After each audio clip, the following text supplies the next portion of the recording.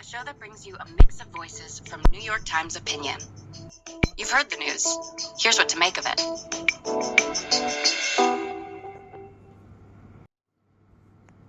My name is Manuel Bayo Gisbert. I'm a visual anthropologist, artist, and activist living in Mexico.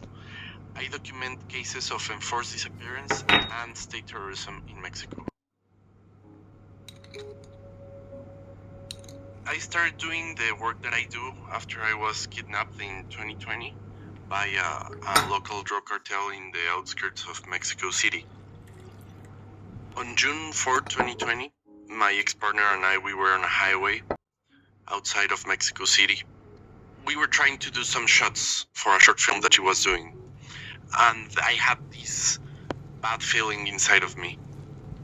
We all know in Mexico that highways are extremely dangerous, and I remember telling her, in this place, women get raped all the time, people get kidnapped all the time, they found bodies in the highway or in the little towns that are adjacent to the highway all the time.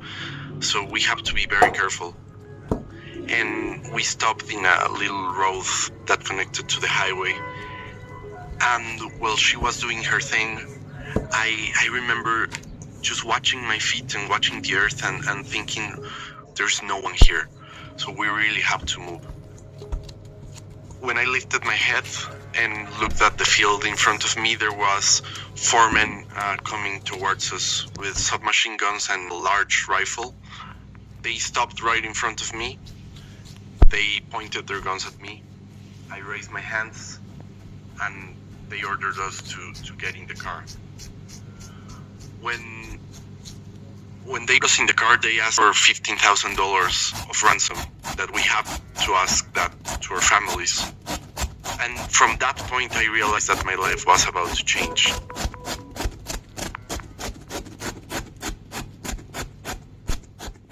They took us to a very lonely place where we got very badly tortured. They me tablearon, which here in Mexico, tablear means they grab this very heavy and thick piece of wood and they hit you on the back as a way of torture. So my legs and my back was completely bruised when I saw it days later. I got a broken vertebra, a broken rib, a collapsed lung. 2 or 3 hours after they ordered us to get in the car, they stopped torturing us and they took us back to the car. And at the end, almost as a miracle, we came out of it alive. Not a lot of the people who are kidnapped get to tell their story or to think about their story. After I lived through it, I realized that violence in Mexico is all raging. And in order to change it, we have to understand it. And I think a vital part of it is documenting cases and trying to connect those cases and trying to frame those cases in the stream of history. Mexico has a long history of disappearances and violence. Between the 60s and 1990, the government repressed a number of social movements and guerrillas that were asking for social equality and economic equality.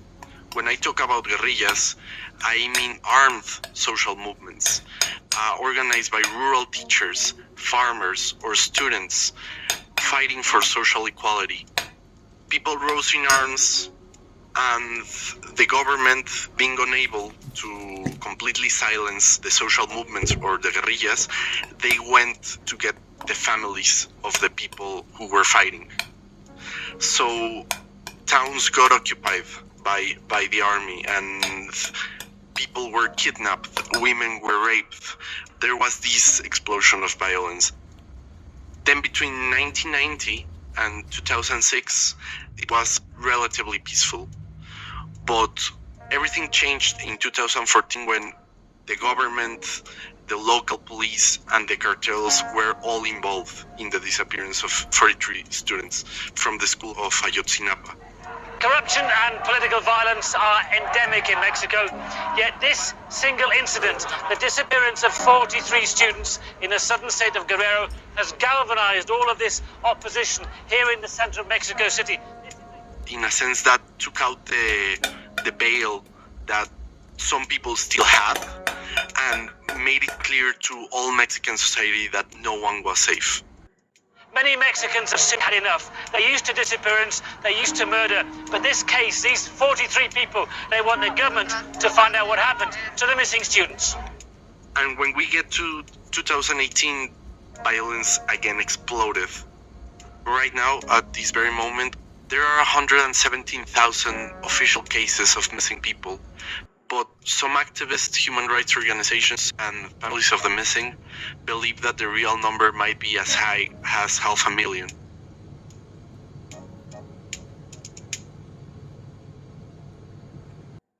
When I was freed, I was completely broken, and I was very afraid. Not only because of me, but because of my then partner, because of my dad, because the family of my then partner. I was afraid that they might come back to get us. But I also had this very strange feeling that I now had some kind of deeper understanding of where I was standing in, of the land that gave birth to me. And I always think about it almost as a call. Like I felt called by something, and I started to